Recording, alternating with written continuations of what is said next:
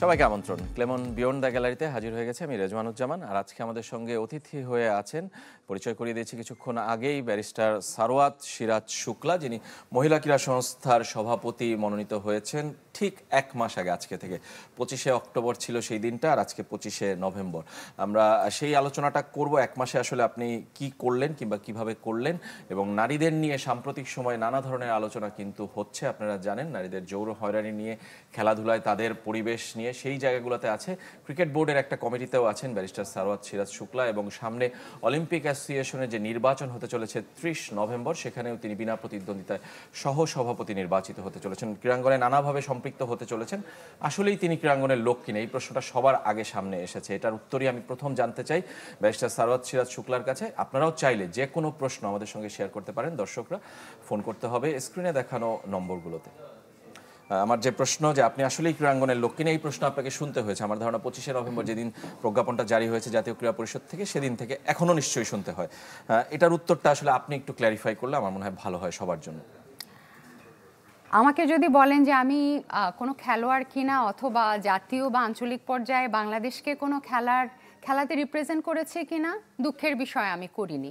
কিন্তু বাংলাদেশের একজন নারী হিসেবে, মহিলা হিসাবে আমি মনে করি যে একদিকে যেমন আমাদের জীবন ক্রীড়া ঘনিষ্ঠ, আরেক দিকে আজকের এই অমিত সম্ভাবনা, যেখানে মহিলাদের, দেশের অর্ধেক জনগোষ্ঠী যেখানে নারী, এবং আমাদের এসডিজি গোল যেখানে বারবার বলছে মহিলাদের আমাদের ক্রীড়ার ব্যবস্থা করতে হবে, সংবিধান যেখানে আমাদেরকে ইকুয়াল রাইটস দিয়েছে, সে অবস্থাতে একজন নারী হিসাবে এই ক্ষেত্রে কাজ করার যে ব্যাপক সুযোগ রয়েছে, সেখানে সচেতন নারী হিসাবে, ক্রীড়া জগৎ সম্বন্ধে আগ্রহী এবং ক্রীড়ানুরাগী হিসাবে আমি মনে করি যে আমার এখানে কাজ করার সুযোগ আছে বলেই এই চ্যালেঞ্জ আমি গ্রহণ করেছি। আচ্ছা, 1 মাস হয়ে গেল, চ্যালেঞ্জের আসলে কতটুক আপনি মনে করেন যে আসলে বুঝতে পেরেছেন এই ক্রীড়াঙ্গনটাকে, কিংবা কতটুকু আপনি এগোতে পেরেছেন, কয় ধাপ, যদি আমি আপনাকে জিজ্ঞেসই করি সরাসরি?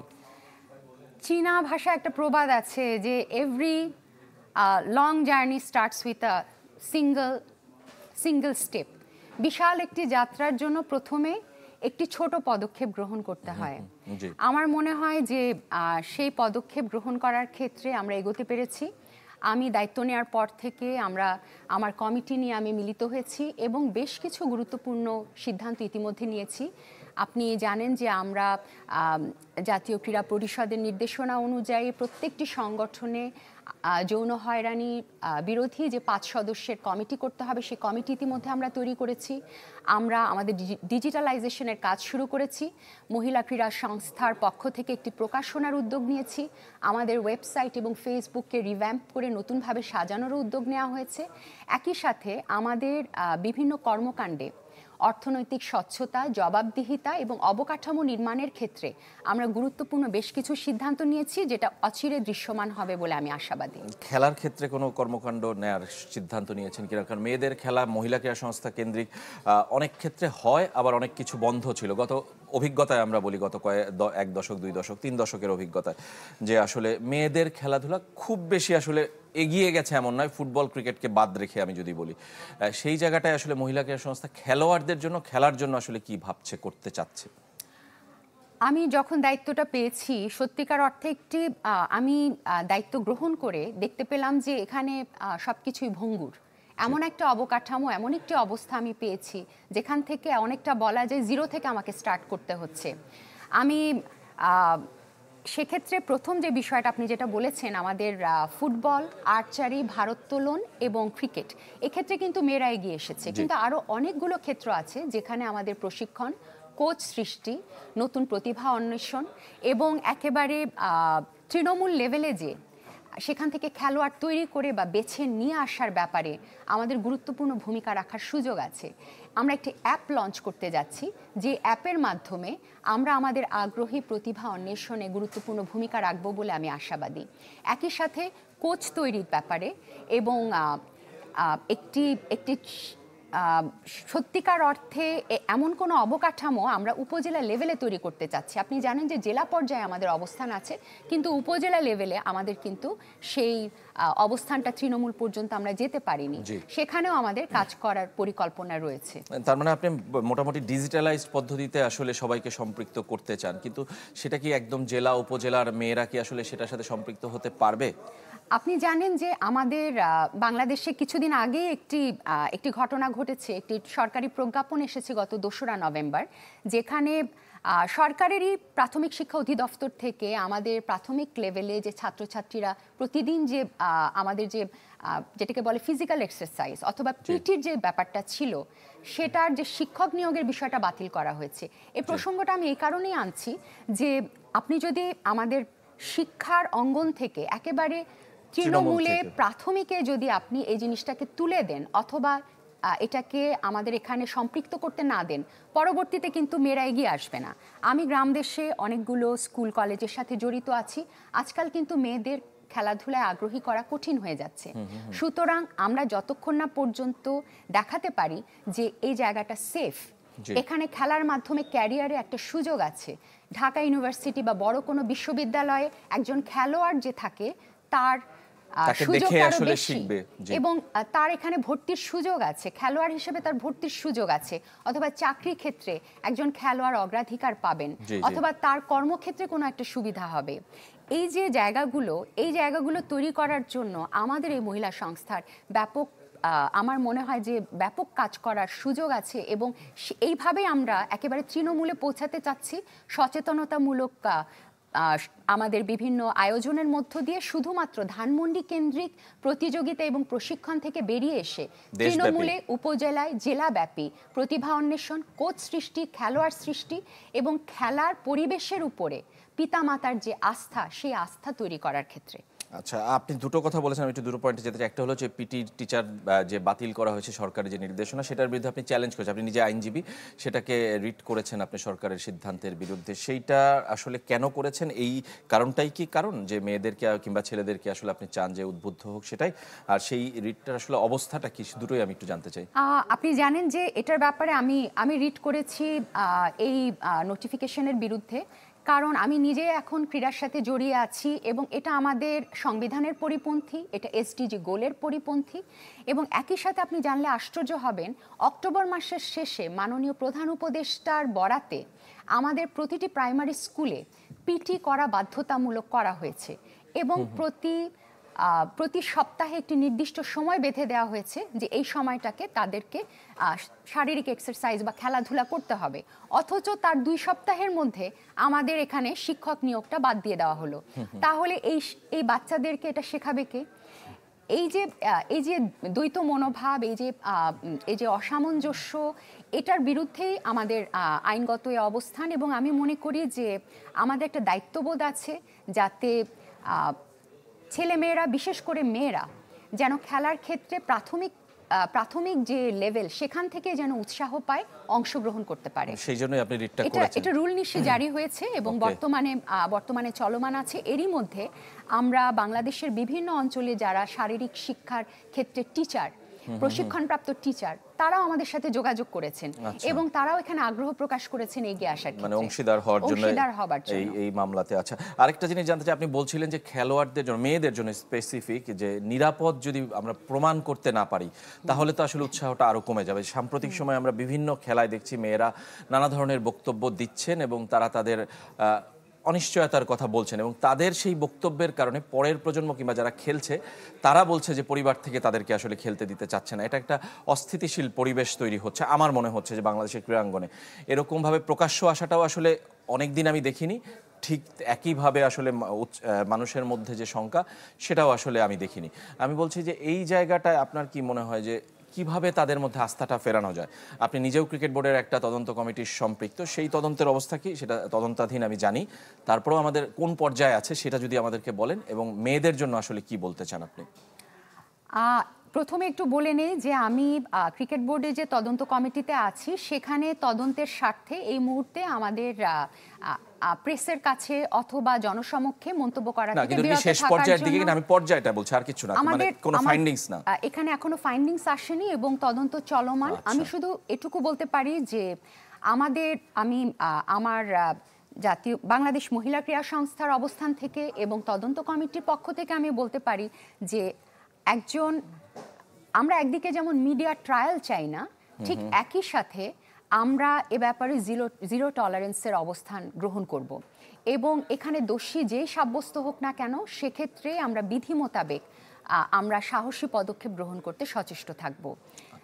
এবং আপনি যে বিষয়টি বলেছেন যে একটা আস্থার অভাব এখন ক্রীড়াক্ষেত্রে মেয়েদের মধ্যে দেখা যাচ্ছে, আমি এতটুকু আশ্চর্য হইনি, কারণ আমাদের এখানে আমরা রক্ষণশীল সমাজ এবং একই সাথে এটাও মনে রাখতে হবে যে ক্রীড়াক্ষেত্রে মেয়েদের এগিয়ে আসার ক্ষেত্রে অনেক ধরনের সামাজিক রক্ষণশীলতা বাধা সৃষ্টি করে। আপনি জানেন যে দুদিন আগে আমরা নিউজ পেপারে দেখেছি যে ঠাকুরগাঁতে রাঙ্গাটুঙ্গি যে ফুটবল ক্লাবটা আছে এখানে কিন্তু মেয়েদের ওখান থেকে আমরা কিন্তু বাংলাদেশের দেশ সেরা কিছু ফুটবল খেলোয়াড় পেয়েছি, আমাদের জাতীয় দলে সাব বিজয়ী আছে, অথচ এখানে কিন্তু খেলার ক্ষেত্রে বাধার সৃষ্টি করা হয়েছে। আজই সকালে আমার সাথে ঠাকুরগাঁও ডিসি মহোদয়ের কথা হয়েছে, তিনি আমাকে আশ্বস্ত করেছেন তিনি পদক্ষেপ নিচ্ছেন এবং এখানে আশা করছি যে মেয়েরা আবার খেলতে পারবে। এই যে বিভিন্ন জায়গায় যে পথের যে বাধা এবং সেই বাধাগুলো অতিক্রম করার জন্যই আমাদের এখন আস্থার যে সংকট সৃষ্টি হয়েছে তা এই বাধাকে আরো বাড়িয়ে দিচ্ছে। আমি মনে করি যে এক্ষেত্রে আমরা যদি প্রতিটি সংগঠনের মধ্যে 5 সদস্য বিশিষ্ট কমপ্লেইন্টস কমিটি করা হয়েছে, এটি একটি সঠিক পদক্ষেপ। আমি নিজেও এই আইন প্রণয়নের সাথে জড়িত ছিলাম। এটা হাইকোর্টের নির্দেশনা অনুযায়ী কিন্তু সবগুলো জায়গায় করার কথা। দুঃখের বিষয় হচ্ছে হাইকোর্টের নির্দেশনাটা এসেছে সেই 2009 সালে, অর্থাৎ আজ থেকে প্রায় 16 বছর আগে। আজও আমরা কিন্তু একটি পূর্ণাঙ্গ আইন পাইনি এবং এই আইনের একটি ড্রাফট বহুদিন থেকে মন্ত্রণালয় ঘুরে বেড়াচ্ছে। আমরা শুনেছি এটা ক্যাবিনেটে গেছে, কখনো শুনেছি এটা উপদেষ্টাদের টেবিলে আছে। আমি জানি না কবে এই অর্ডিন্যান্স আলোর মুখ দেখবে কিনা, আর অথবা আদৌ এটা কখন আইনে পরিণত হবে কিনা। এই অবস্থাতে আমরা 5 সদস্যের যে কমিটি পেয়েছি সেটা দিয়ে আমাদের আপাতত কাজ চালাতে হবে। তবে আমার কাছে মনে হয় যে আমার ব্যক্তিগত মতামত হবে যে আমাদের ক্রীড়াক্ষেত্রে মেয়েদের জন্য আমাদের একদিকে যেমন ইকুইপমেন্ট দিতে হবে, আরেক দিকে তাদের নিরাপত্তা দিতে হবে, আরেক দিকে তাদের সুযোগের সৃষ্টি করতে হবে। এই সরঞ্জাম, সুযোগ এবং নিরাপত্তা, এই তিনটি সমন্বয় আমরা মেয়েদেরকে সামনে নিয়ে আসতে পারবো। মহিলা ক্রীড়া সংস্থাকে আমরা মনে করি যে মেয়েদের জন্য তারাই কাজ করবে, কিন্তু এককভাবে তো আসলে আপনার পক্ষে কিংবা আপনাদের এই সংস্থার পক্ষেও সম্ভব নয় বাংলাদেশের বাস্তবতা এবং সীমাবদ্ধতার ক্ষেত্রে। কিন্তু তাহলে কিভাবে মহিলা ক্রীড়া সংস্থা, আপনি যে 3টা কথা বললেন, সুযোগ বাড়ানো, প্রশিক্ষণ দেয়া কিংবা নিরাপত্তা দেয়া, এই কাজগুলো আপনি আসলে করবেন কিভাবে, ভাবছেন কি আপনি? আমি যেটা ভাবছি সেটা হলো যে আমরা একদিকে যেমন প্রতিভা অন্বেষণের কথা বললাম, সেটা দেশব্যাপী প্রতিভা অন্বেষণের বিষয়টি আমরা উপজেলা লেভেল থেকে শুরু করে জেলা হয়ে বিভাগীয় পর্যায়ে ঢাকাতে আমরা একদিকে নিয়ে আসতে চাচ্ছি। অন্যদিকে আমরা চাচ্ছি যে আমাদের ডিজিটাল ক্যাম্পেইনিং এর মাধ্যমে খেলার গুরুত্ব, খেলা এগিয়ে আসার প্রয়োজনীয়তা এ ব্যাপারে একটি ভাইরাল কমিউনিকেশনের সৃষ্টি করতে, যাতে বাবা মারা আগ্রহী হন। আমি যে কথাটা বলছিলাম, একটি মেয়ে যখন খেলতে যায় তখন সে যেন জানে এই পথটা আমাকে সামনে নিয়ে যাবে। আমিও কারো মেয়ে এবং আমার মা বাবা আমার শিক্ষা এবং আমার পেশায় তারা ইনভেস্টমেন্ট করেছিলেন।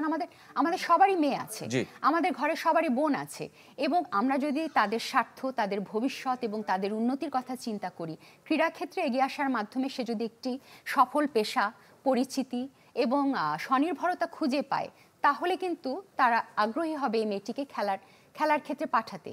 চাকরির ক্ষেত্রে যদি একটা সুযোগ পাওয়া যায়, বিশ্ববিদ্যালয়ে ভর্তির ক্ষেত্রে যদি সুযোগ পাওয়া যায় এবং তার যদি একটা ক্যারিয়ার পাথ তৈরি হয় এর মাধ্যমে। আপনারা কি প্রেসার গ্রুপ হিসেবে কাজ করতে চান? মানে সব কাজ তো আর আপনি করতে পারবেন না কিংবা আপনার মহিলা ক্রীড়া সংস্থাও করতে পারবে না।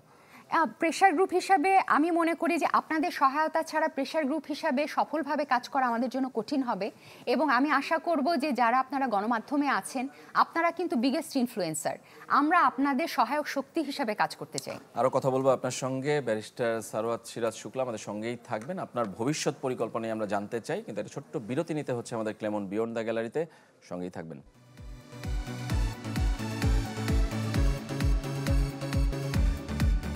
বিরতির পর আবারও ফিরে এলাম ক্লেমন বিয়ন্ড দ্য গ্যালারিতে। আমরা কথা বলছি নারীদের ক্রীড়াঙ্গন নিয়ে শঙ্কা এবং সম্ভাবনা। আমাদের সঙ্গে আছেন ব্যারিস্টার সারওয়াত সিরাজ শুক্লা, সভাপতি মহিলা ক্রীড়া সংস্থা, যিনি 1 মাস হলো দায়িত্ব নিয়েছেন মহিলা ক্রীড়া সংস্থার। শুধু মহিলা ক্রীড়া সংস্থা না, আমি বলছিলাম যে ক্রিকেট বোর্ডের তদন্ত কমিটিতেও আপনি এসছেন, আসছে নির্বাচন, অলিম্পিক অ্যাসোসিয়েশন, সেখানেও সহসভাপতির দায়িত্ব আপনি পেতে চলেছেন। বিনা প্রতিদ্বন্দ্বিতায় নির্বাচিত হওয়া এখন আসলে সময়ের ব্যাপার, অলরেডি বলেই দেওয়া যায় নির্বাচিত, কারণ কেউ নেই প্রার্থী এবং প্রার্থিতা প্রত্যাহারের সময়ও শেষ। সেই হিসাবে আপনি ক্রীড়াঙ্গনে কি আসলে স্থায়ীভাবে আসলে ভালো আগা থেকেই থাকতে চাচ্ছেন, নাকি আসলে অনেকেই আছে যে পদ পদবীর জন্য এখানে বিভিন্ন নাম ভারী করেন? আমরা এর আগেও দেখেছি বিভিন্ন এমপি, মন্ত্রী কিংবা ব্যবসায়ীরা তারা আসেন ক্রীড়াঙ্গনে নামটার জন্য কিংবা সমাজে একটা অবস্থানের জন্য। আপনার আসলে ইচ্ছাটা কি? আমি এখানে কাজ করতে চাই এবং আমার মনে হয় মর্নিং শোজ দ্য ডে। আমার ধারণা যে আমার সহকর্মীরা অন্তত এটুকু বলতে পারবেন এবং আমি আমার সর্বোচ্চ সততার সাথে এটুকু বলতে পারি যে এখানে আমি কিছু দৃশ্যমান পরিবর্তন এবং সুদূর প্রসারী কিছু দৃশ্যমান পরিবর্তনের লক্ষ্যেই কাজ করছি এবং সেই উদ্দেশ্য নিয়ে এগিয়ে যাচ্ছি। আপনি জানেন যে আমার আজকে 30তম দিন, মাত্র দায়িত্ব পেয়েছি। আমার কমিটিটি সবচেয়ে শেষে তৈরি করা হয়েছে, একেবারে শেষে। এর মধ্যে তারপরে আবার বলা হয়েছে যে একটা নির্বাচনের প্রস্তুতি নেওয়া হোক সব ফেডারেশনগুলোতে। মানে আপনি আসলে কাজ করবেন না নির্বাচনের জন্য যাবেন, এটাও আমার একটা প্রশ্নের অংশ। জি আসলে প্রথম প্রসঙ্গটাতে আসি। আমি মনে করি যে কাজের মাধ্যমে বৃক্ষ তোমার নাম কি ফলে পরিচয়। কাজে আমি এখানে যতই বলি না কেন, আমার কাজ এবং আমি যদি সত্যিকার অর্থেই কিছু ডিফারেন্স মেকিং স্টেপ নিতে পারি যেটা পরবর্তীতে ভ্যালু অ্যাড করবে আমার সংস্থা এবং বাংলাদেশের মহিলা ক্রীড়ার ক্ষেত্রে, তাহলেই কিন্তু বোঝা যাবে যে না, আজকে আমি যে কথাটি বললাম, যে অঙ্গীকারটি করলাম, যে আশা ব্যক্ত করলাম, সেটা আসলেই সত্যি। তো এক্ষেত্রে আমি বলবো যে আমি কাজ করার সুযোগ চাচ্ছি। সময় খুব কম এবং আমি সময় পেয়েছিও কম, মাত্র কমিটিটা এসেছে এবং এরই মধ্যে কিছু নীতিগত সিদ্ধান্ত গ্রহণ করেছি যার ফল আপনারা অচিরে দেখতে পাবেন এবং সামনেও আমাদের বেশ কিছু পদক্ষেপ আছে যা দৃশ্যমান হবে। আমাদের যে নির্বাচনের বিষয়টি বললেন, যেহেতু আমাদের কমিটি মাত্র হয়েছে, এখানে কাউন্সিলর নির্ধারণ করা এবং দেশব্যাপী যে আয়োজনের বিষয়টি সেটা সময় সাপেক্ষ। এর মধ্যে একটি জাতীয় নির্বাচনও আমাদের দোরগোড়ায় করা নাড়ছে। সব কিছুর প্রেক্ষিতে আমাদের ফেলো ফেডারেশনগুলোকে নিয়েই আমরা পরবর্তী পদক্ষেপে এগিয়ে যাব। তার মানে আপনি কি থাকতে চান, যদি আমি বলছি যে পরবর্তী মহিলা ক্রীড়া সংস্থা নির্বাচনই হোক, সেটা যেহেতু সভাপতি মনোনীতই থাকেন, মানে আপনি আসলে ক্রীড়াঙ্গনে কাজ করতে চান? আমি ক্রীড়াঙ্গনে কাজ করতে চাই এবং এখানে মৌসুমী পাখির মতো এসেছি এভাবে বলবো না। আমি আমার প্রায় 30 বছরের কর্মজীবনে বিভিন্ন সংগঠনের সাথে জড়িত ছিলাম, এখনো আছি এবং এর মধ্যে Anjumane Mufidul Islam, Bangladesh cancer aid trust, Gulshan society, barristers association of Bangladesh, এরকম বহু প্রতিষ্ঠানের বোর্ডে এবং নেতৃত্ব দিয়েছি এবং সেই অভিজ্ঞতা সাংগঠনিক দক্ষতাটা আপনার আছে, আপনি ক্রীড়াঙ্গনে সেটা এখন প্রয়োগ করে প্রমাণ করার পালা। আমরা সেটার জন্য অপেক্ষায় থাকতে চাই।